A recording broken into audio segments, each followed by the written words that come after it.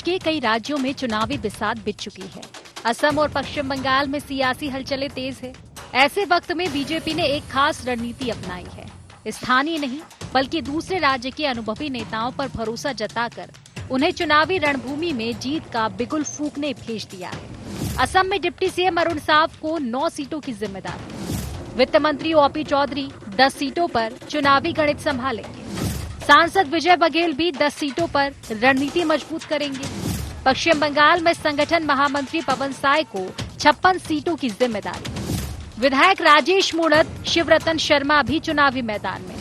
असम विधानसभा में है कुल 126 सीटें।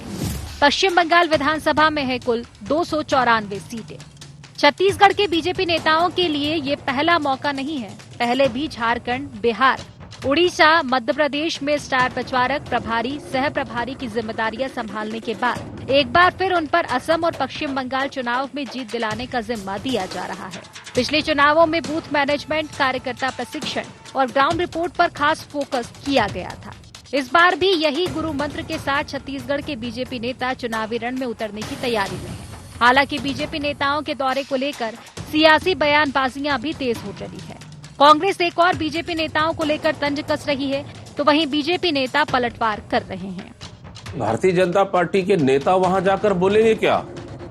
एक तो अपने प्रदेश में काम कर नहीं पा रहे हैं, तो वहां पे जाकर सिर्फ झूठ बोलने का काम करेंगे, एक दूसरे लड़ाने का काम करेंगे। मतलब कुल मिलाकर दूसरे प्रदेशों में भारतीय जनता पार्टी के नेता जा रहे हैं, वो झूठ बोलने का और एक दूसरे लड़ाने के सिवाय इनके पास कोई मुद्दा नहीं। ये हम सब के लिए बड़ा ही सौभाग्य की बात है कि हमारे छत्तीसगढ़ के जो नेतागण हैं, हमारे सम्मानीगण हैं, उनको विभिन्न प्रदेश की जिम्मेदारियां मिल रही है। जिस प्रकार उन लोगों ने छत्तीसगढ़ को डुबोने का काम किया, छत्तीसगढ़ को लूटने का काम किया, जनता ने ये ठान लिया है कि विकास पे वो मुहर लगाती है, तो देश को अग्रणी बनाने का प्रयास करती है, उसके साथ खड़ी है और कांग्रेस पार्टी ने अपना पूरा विश्वास खो दिया। कुल मिलाकर असम और पश्चिम बंगाल की सियासी जंग अब और भी दिलचस्प होती हुई नजर आ रही है। बीजेपी ने छत्तीसगढ़ के नेताओं पर भरोसा जताकर ये साफ संकेत दे दिया है कि वो संगठनात्मक मजबूती और बूथ मैनेजमेंट के दम पर चुनावी बाजी पलटना चाहती है। अब निगाहें इस बात पर टिकी है कि क्या छत्तीसगढ़ मॉडल एक बार फिर दूसरे राज्यों में भी असर दिखा पाएगा? क्या रणनीति समन्वय और जमीनी नेटवर्किंग का ये फॉर्मूला जीत में तब्दील होगा, या फिर स्थानीय समीकरण इस रणनीति पर भारी पड़ेंगे? रायपुर से अद्वैत नाइक की रिपोर्ट।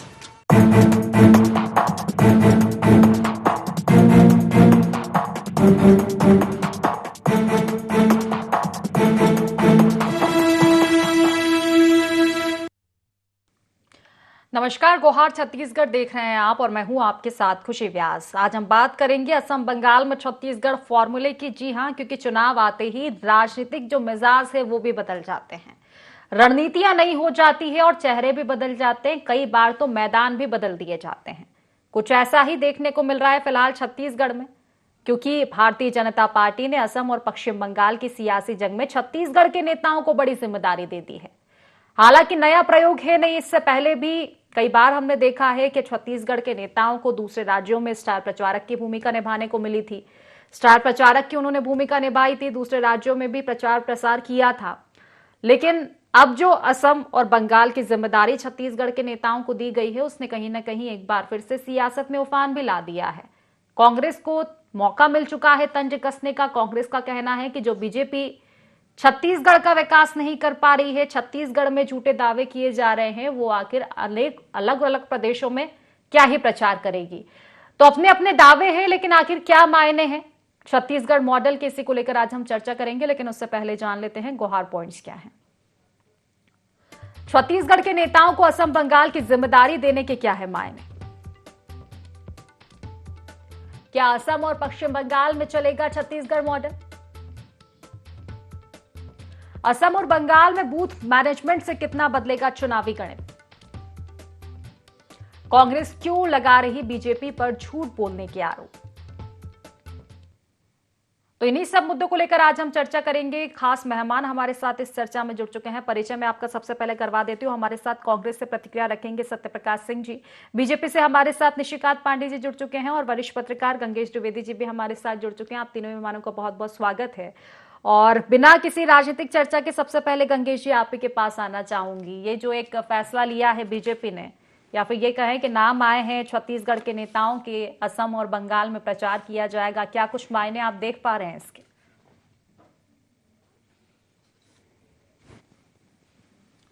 देखिए, किसी भी राज्य में चुनाव होता है तो बाकी राज्यों के जो प्रमुख नेता होते हैं उनको स्टार प्रचारक के रूप में दोनों ही पार्टियां भेजती हैं, चाहे कांग्रेस की हो या भाजपा की बात हो। तो अभी कांग्रेस भाजपा की लिस्ट आई, कुछ दिन बाद कांग्रेस की भी आ जाएगी। तो इसमें कोई ऐसा बहुत नया प्रयोग है ऐसा तो नहीं लग रहा है।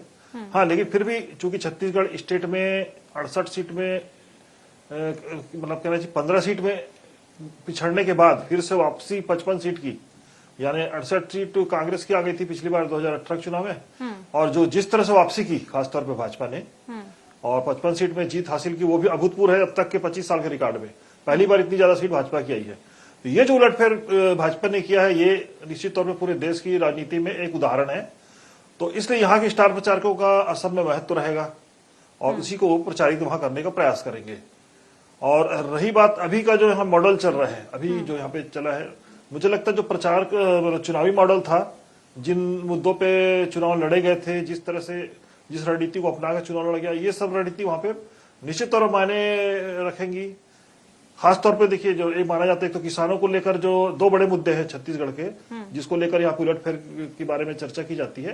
पहले तो किसानों का मामला है कि भाजपा ने भी कांग्रेस की तरह से इस बार क्या होते हैं, किसानों को एक तो 2500 बढ़ाकर 3100 रुपए प्रति कुंटल धान का रेट किया था, और साथ ही साथ महतारी वंदन जो है वो महिलाओं के लिए खासतौर पर ट्रम्प कार्ड साबित हो, जो कांग्रेस तो जिसको समझने में लेट कर गई और वो चीज यहाँ पर काम कर गई छत्तीसगढ़ में। मतलब सरकार बनने के पीछे एक बड़ा कारण ये दो बड़ी योजनाएं मानी जाती हैं जो बड़े उलटफेर कारण बनती हैं।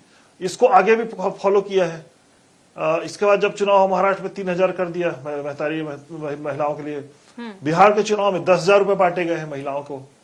तो इस तरह से ये क्रम जो है, अभी ये मॉडल तो चल ही रहा है। 2-3 चुनाव प्रयोग किया गया, दोनों तीनों चुनाव में वो प्रयोग सफल भी हुए भाजपा के। तो स्वाभाविक रूप से असम और बंगाल में भी ये प्रयोग भाजपा करेगी और यहाँ के नेताओं को वहां उदाहरण के रूप में पेश करेगी। जो यहाँ से स्टार प्रचारक जा रहे हैं, वो लोग यहाँ पर जो सफलताएं उनको मिली उसका वो प्रचार प्रसार करेंगे, ऐसा मुझे लगता है। निश्चित तौर पर ये हो सकता है। निश्चित, फिलहाल निशिकांत जी से जान लेते हैं कि आखिर पूरा माजरा क्या है निशिकांत जी, क्योंकि कांग्रेस तो आरोप लगा रही है कि आपने झूठे वादे कर लिए छत्तीसगढ़ में, वहां जीत भी लिए, तो क्या आप असम बंगाल में भी यही कीजिएगा कि झूठे वादे कीजिएगा, मोदी की गारंटी जिसकी कोई गारंटी नहीं होती, ऐसा कहना रहता है कांग्रेस का?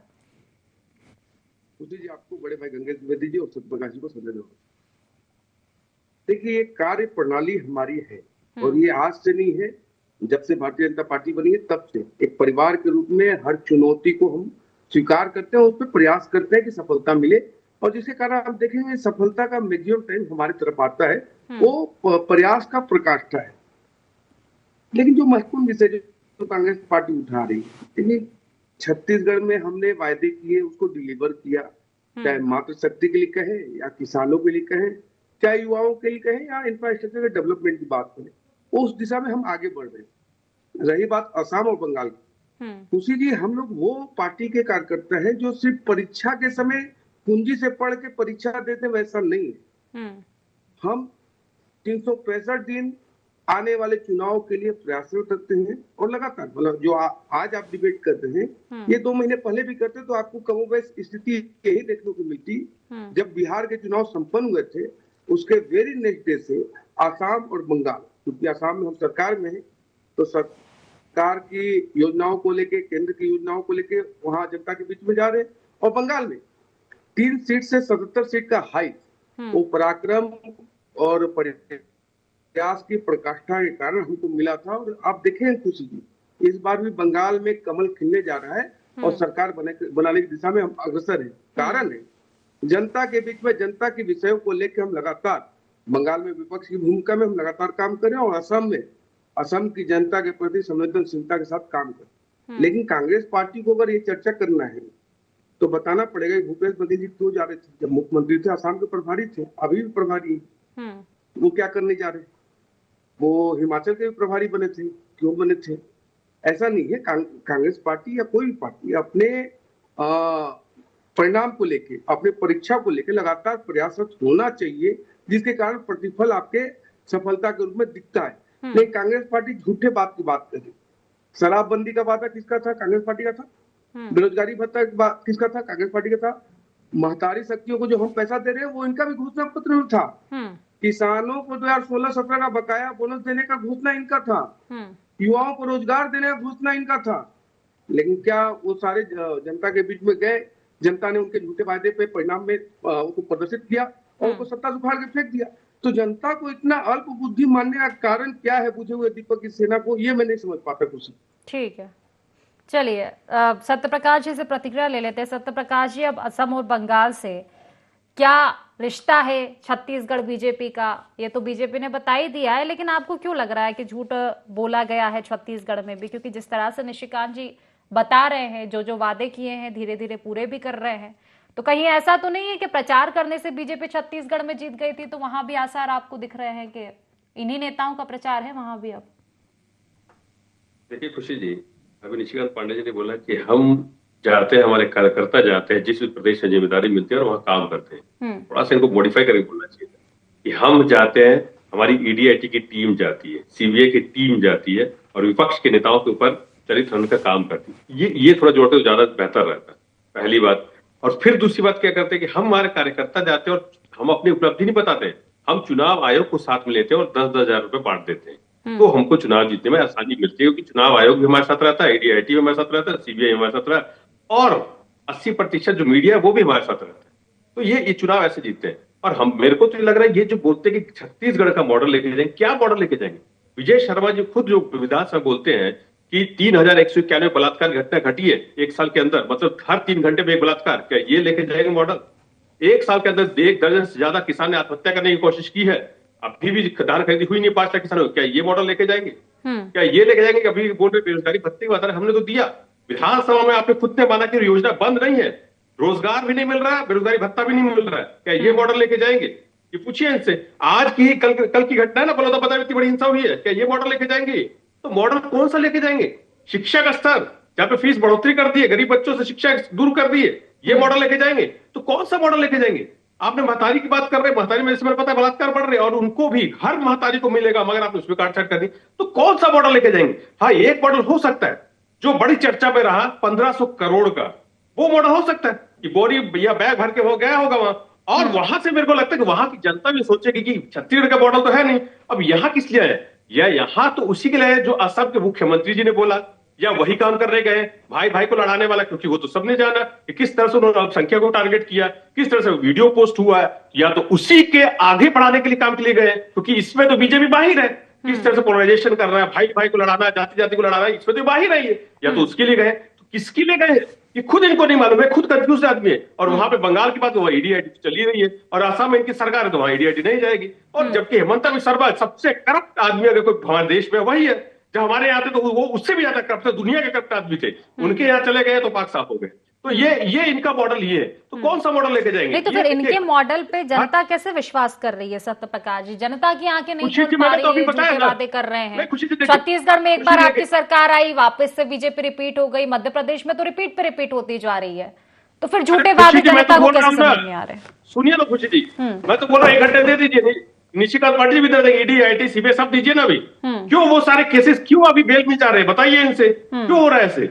बंगाल में चुनाव में तभी ईडीआईटी क्यों जा रही है? अभी तो नहीं जा रही उससे पहले। तो इस तरह की चीजें होगी तो किसी की भी सरकार आएगी, अरे ट्रंप की भी सरकार बनवा देंगे ईडीआईटी भेज के। तो ये इनका चरित्र यही है, ईडीआईटी सीबीआई भेजना, 10,000 में बांटना, चुनाव चलते चुनाव में, चुनाव आए कुछ नहीं। ठीक है, प्रतिक्रिया ले लेते हैं। तो निशिकांत जी, देखिए अक्सर ये होता है ना कि शादियों में जमाइयों की भूमिका बढ़ जाती है, जो घर के जमाई होते हैं। अब शादी चुनाव आ रहे हैं तो ये ईडीआईटी सीबीआई भाजपा के 3 जमाई ये क्यों अचानक से सामने आ जाते हैं? सत्यप्रकाश जी का सवाल है, अचानक से कार्रवाइयां शुरू हो जाती है।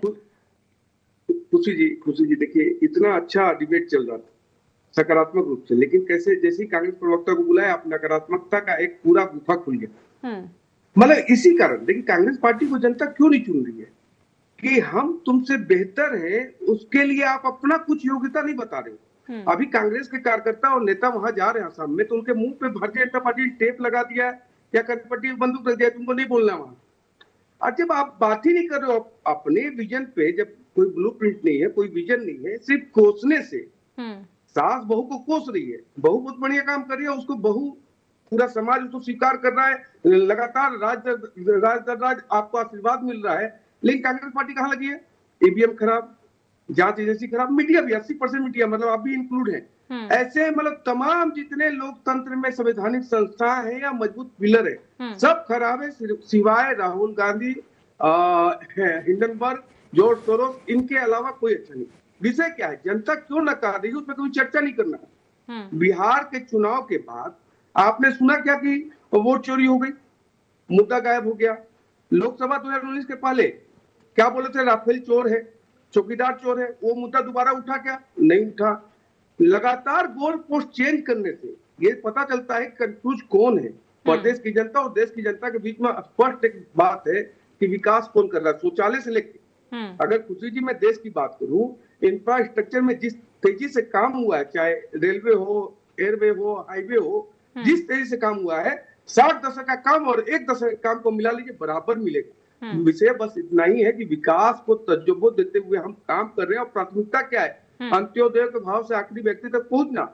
जब लखपति दीदी की बात करते हैं, शौचालय की बात करते हैं, गैस सिलेंडर की बात करते हैं, पीएम आवास की बात करते हैं, ये सारे काम धरातल पे उतरे हुए हैं। उसके बावजूद सत्यप्रकाश जी देखिए, नकारात्मकता के माहौल में जब तक रहेंगे तब तक इनका तो फिर से पुनर्जन्म होना नहीं है। लेकिन एक चीज मैं जरूर कहता हूँ कि क्या कांग्रेस पार्टी के कार्यकर्ता बंगाल में एग्जिस्ट करते हैं क्या?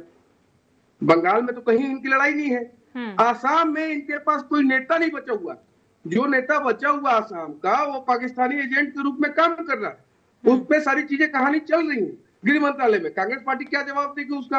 मात्र इस तरह से किसी भाजपा को कोसने से आपको विजय श्री मिल जाएगा तो आप देख लेना 11 साल के परिणाम आप देखते जाइए। राज दर राज ठीक है, बिल्कुल, ये तो परिणाम पे ही देखने को मिलेगा क्या कुछ परिणाम देते हैं असम और बंगाल के चुनाव। ठीक है, फिलहाल आप सिर्फ सत्यप्रकाश जी से प्रतिक्रिया से पहले गंगेश जी से एक प्रतिक्रिया लेना चाहूंगी। गंगेश जी, देखिए, आरोप प्रत्यारोप कितने ही हो जाए, लेकिन बीते जो चुनाव हमने देखे हैं अलग अलग राज्यों के, गेम चेंजर अगर कोई साबित हो रही है तो वो हो रही है योजनाएं जो कि फ्री बीस या फिर ये कहें कि मुफ्त की जो रेवड़ियां बांटी जा रही है।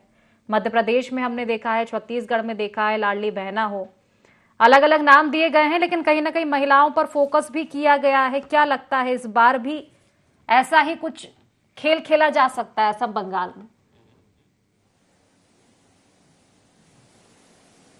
निश्चित तौर पर इसी की चर्चा मैंने की थी कि पहले खासतौर पे जब 2018 का चुनाव हुआ था तो उसमें कांग्रेस ने किसानों को खासतौर पे फोकस किया था और कर्ज माफी और साथ में 2500 रुपए प्रति कुंटल धान की एमएसपी, दोनों अंतर की राशि कांग्रेस पर सरकार देगी, ये करके उन्होंने टारगेट करके चुनाव लड़ा था और वो बहुत उसका बड़ा असर आया था।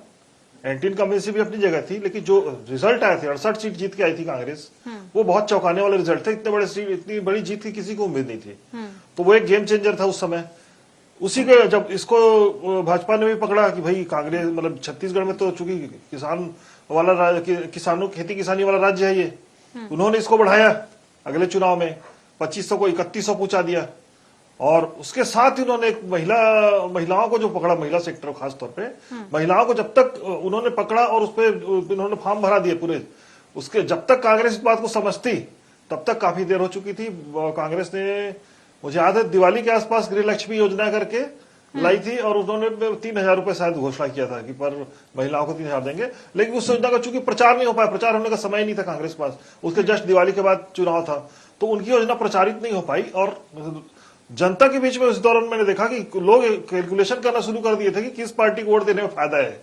ये एक जो मुहिम शुरू हो गई है, ये इस तरह के ऑफर से जो जनता के बीच, किसानों के बीच ये जो शुरू हो गया कैलकुलेशन, ये एक बड़ा गेम चेंजर रोल अदा करता है जो लोगों को इस दौर में खास तौर पे कि लोगों को ये समझ में आने लग गया है कि वैसे भी सरकार किसी की भी आएगी, फायदा तो होना नहीं है। अभी जो ये लोग घोषणाएं कर रहे हैं, जो चीजें हमारी सहूलियत के लिए बांट रहे हैं, तो जो ज्यादा अच्छी सहूलियत देगा उसके साथ जाएंगे हम। ये जो जनता का मोड जो चेंज हुआ है पिछले 2 चुनाव से मैं लगातार देख रहा हूं, और उसको यही नहीं, यही प्रयोग आगे उन्होंने, पहले मुझे अच्छे से याद है कि 2013-14 चुनाव में नरेंद्र मोदी जी फ्री बीज का विरोध करते थे कि ये रेवड़ी बांटने वाले लोग हैं, विरोध में पूरी उनके बयान आते थे। लेकिन जब उन्होंने समझा कि नहीं, बिना फ्री बीज के चुनाव जीतना मुश्किल है, तो उन लोगों ने भी वही पद्धति अपने, उनके पास सरकार थी, केंद्र में सरकार थी, संसाधन अधिक है, तो ये प्रयोग लगातार सफल हो रहा है, हर राज्य में सफल हो रहा है। तो स्वाभाविक रूप से असम में और बंगाल में भी ऐसा कोई फार्मूला लाएंगे जो आखिर में गेम चेंजर साबित होगा और बाकी पार्टियां देखती रह जाएंगी, मुझे ऐसा लगता है। निश्चित। सत्य प्रकाश जी, आखिर ये जो प्रयोग बीजेपी करती है उसके विचार भी कांग्रेस के सामने नहीं आते, ऐसा क्यों होता है? पिछड़ जाती है कहीं ना कहीं कांग्रेस इस मामले में। अब वो झूठे वादे करे, जो भी करे, लेकिन आ तो गए हैं, वो सत्ता में तो आ जाते हैं वो। देखिए, मैं आपके सवाल का जवाब दूं, मगर अभी आपने जो गंगेश जी ने सवाल किया ना, वो सवाल आपको निशिकांत पांडे जी से पूछना चाहिए था कि आप लोग इसी दम पे जीतते हैं क्या? नहीं, प्रीवियस वाले जो बात आपने कि आप हिमंता विश्व ने तो घोषणा करी थी 8,000 की, तो वो तो चालू हो गया। और देखिए, एक चीज अभी मैं बोलूं, हम जमीन पे लड़ते रहेंगे, उसको हमें दिक्कत नहीं है, हम तो अंग्रेजों से लड़े हैं, तो नए अंग्रेजों से क्या डरेंगे? हमको उससे दिक्कत है, इनकी तरह निचले स्तर पे नहीं जाते। घोषणा आपने भी की थी सत्य प्रकाश जी, बस ये था थोड़ा लेट हो गए थे। ये तो फिर वही तो मैं बोल रहा हूँ, हम जनता के मुद्दे उठाते हैं ना, यही बात बोलना चाह रहा हूँ। एक चीज बोलना चाहूंगा, अभी विकास की बात की, किस विकास मॉडल की बात कर रहे हैं? जो खुद बताते हैं आरटीआई में कि 2 साल में एक सड़क नहीं बनी 1 किलोमीटर की, वही विकास है क्या? यही विकास है कि धान के जो लाइन पे अगर किसान मजबूर हो जाए आखिर में जाकर आत्महत्या, ये विकास है क्या? ये विकास है जो सबसे स्वच्छ शहर बोला जाता है इंदौर, और दूषित पानी से मर जाए वहां की जनता, ये विकास है? दिल्ली राजधानी में गड्ढे में गिर के मौत हो जाए, क्या ये विकास है? तो ये किस विकास की बात कर रहे हैं? देश हंगर इंडेक्स में देश 140वें नंबर पर खड़ा है, क्या ये विकास है? तो देखिए, अभी खुद 140 करोड़ में से 85 करोड़ को ये चावल बांटना पड़ेगा, क्या ये विकास है? तो देखिए, विकास की बात ये ना करें, ये सिर्फ जुमलेबाजी की बात करें, उसमें ज्यादा बेहतर लगेगा। एक चीज और मैं बोलना चाहूंगा, बहुत इंपॉर्टेंट, अभी इन्होंने घुसपैठियों की बात की, पिछले चुनाव में अमित शाह घुसपैठियों को निकाल रहे थे और अभी भी निकाल रहे। और आपको और बता दो, एनआरसी के तहत 18 लाख रोहिंग्या घुसपैठी वहां मिले, मगर उनको बाहर नहीं निकाला गया। क्यों नहीं निकाला गया? 80% उसके अंदर हिंदू बहुसंख्यक थे जो इनको पोलराइजेशन करने में मदद करेंगे, इसीलिए नहीं निकाला गया। ये पूछिए इनसे, क्यों नहीं निकाला गया? तो ये कहीं ना कहीं राज्य के हिसाब से भी ये अपने पोलराइजेशन का गेम खेलते हैं। मणिपुर में वहां पे क्रिसमस भोज करेंगे, मगर छत्तीसगढ़ में हो हल्ला करेंगे। आप गोवा में बोलेंगे बीफ सप्लाई नहीं रोकेंगे, मगर यहाँ पे हो हल्ला करेंगे। आप बोलेंगे साउथ में जाकर वहां बीफ सप्लाई नहीं होगी, यहाँ हो हल्ला करेंगे। तो ये तो राज्य के हिसाब से पोलराइजेशन कर लेते हैं, इनका तो यही नीति है। इसी नीति में चुनाव चलता है। सबसे महत्वपूर्ण चुनाव आयोग क्या करता है, वो सबसे बड़ी बात है कि चुनाव आयोग इनके साथ रहता है। मगर हम, जैसे मैंने बोला, मुद्दे के साथ लड़ेंगे, जनता के मुद्दे उठाएंगे, गरीब के मुद्दे उठाएंगे, मजदूर के मुद्दे उठाएंगे, मगर अडानी या अंबानी के मुद्दे नहीं उठाएंगे। उनको जमीन देने की बात हम नहीं कर रही है। हमको गरीबों के लिए लड़ना है, मजदूरों के लिए लड़ना है, आदिवासियों के लिए लड़ना है, अंबानी के लिए नहीं लड़ना है, अडानी के लिए नहीं लड़ना है। चलिए, जवाब ले लेते हैं निशिकांत जी। तमाम जवाब आपने जो फहरिस्त बना लिए सवालों की, जवाब लेके शायद बैठे मुस्कुरा रहे हैं। निशिकांत जी। खुशी जी, अभी जो बात कही सत्यप्रकाश जी ने, मैं चाहूंगा कि धैर्यता से सुनेंगे। जो आपने फ्री बीज की बात कही, देखिए, प्रदेश की जनता या प्रदेश की जनता इस झांसे में कतई नहीं आने वाली। 8,500 रुपया महीना हर प्रति महिला को, हर घर में। कांग्रेस पार्टी लोकसभा के पूर्व 5 किलो के जगह पे 10 किलो अनाज हर घर को, हर परिवार को दिया जाएगा। कांग्रेस पार्टी यहाँ छत्तीसगढ़ में 3200 रुपया धान खरीदी होगी। 3200 रुपया बोला था इन्होंने। प्रदेश की जनता और देश की जनता झांसे में नहीं आने वाली। अभी इन्होंने कही कि जो एनआरसी हुआ वो 18 लाख डिटेंशन में। भाई साहब, जनता के बीच में अफवाह रखने का कोई मतलब है? सुप्रीम कोर्ट के मोर्टी में डिटेंशन रखा हुआ, लेकिन आपकी तो छवि बनी हुई है निशिकांत जी। आपने जिस तरह से पहला जवाब मुझे दिया था डिबेट की शुरुआत में कि हम सिलेबस को समझते हैं पहले से, लास्ट में रट्टा नहीं मारते, पहले से समझ लेते हैं, तो फिर लास्ट टाइम पे फ्री बीज योजना की क्यों जरूरत पड़ जाती है?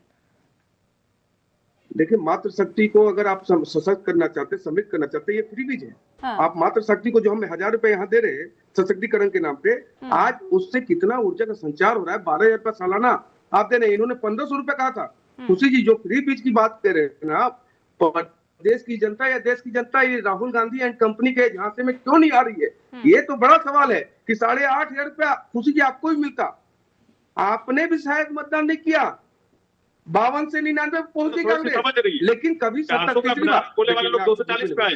धैर्य से सुना आपको सत्यप्रकाश जी, मुझे लगता है कि आपकी पार्टी में आप प्रबुद्ध, आपने सवाल किया कि क्यों नहीं समझ रही है गांधी परिवार के लोग, समझदार किए, लगता है आप समझदारी का प्रस्तुतिकरण देंगे, ऐसा लगता है मुझे कि आप समझदार हैं तो प्रस्तुतिकरण दे। शांति से सुनिए, मेरा कहना ये है खुशी जी कि आप ये अगर मान के चल रहे हैं कि झांसे में जनता वोट कर देगी, किया था 2018 में, लेकिन परिणाम देखा कि विनाश के 5 साल का कालखंड बर्दाश्त किया प्रदेश की जनता और इंतजार कर रही थी कब हमको मौका मिले और ये महाभ्रष्ट सरकार को उखाड़ के फेंका जाए। फेंक दिया गया, फलाने के भरोसे पे जा रहे थे। वही फलाना असम का भी प्रभारी बने थे। आपको याद होगा खुशी जी, दोनों हाथ से प्रदेश के संसाधनों को लुटाया गया। परिणाम क्या आया? असम की जनता ने पुनः भारतीय जनता पार्टी को भरोसा किया।